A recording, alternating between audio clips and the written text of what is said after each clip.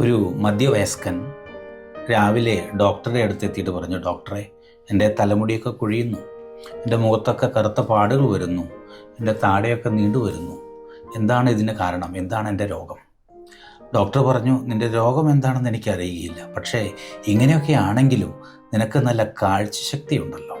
ശരീരത്തിൽ വൈകല്യങ്ങളും അപാകതകളും ഇല്ലാത്ത യാതൊരു മനുഷ്യരുമില്ല.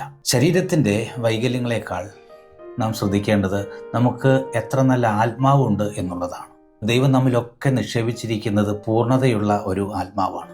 രാജാക്കന്മാരുടെ 2-ാം പുസ്തകം 5-ാം അധ്യായം 1-ാം വാക്യം ഇങ്ങനെയാണ് പറയുന്നത്: നാമാൻ പരാക്രമശാലിയും ധീരനുമായിരുന്നെങ്കിലും അവൻ കുഷ്ഠരോഗിയായിരുന്നു. മനുഷ്യന് എത്രയേറെ കഴിവുകളുണ്ടെങ്കിലും അവനെ കഴിവില്ലാതാക്കുന്നതാണ് അവൻ്റെ പാപം. മനുഷ്യാത്മാവിൻ്റെ തിളക്കം നഷ്ടപ്പെടുത്തുന്നതാണ് പാപം. ഈ വലിയ ആഴ്ചയിൽ ആത്മാവിൻ്റെ പാപക്കറകൾ കഴുകിക്കളഞ്ഞ് വീണ്ടും ആത്മാവിൻ്റെ പൂർണ്ണത നേടാൻ, അതിൻ്റെ തിളക്കം നേടാൻ നമുക്ക് സമയം കണ്ടെത്താം.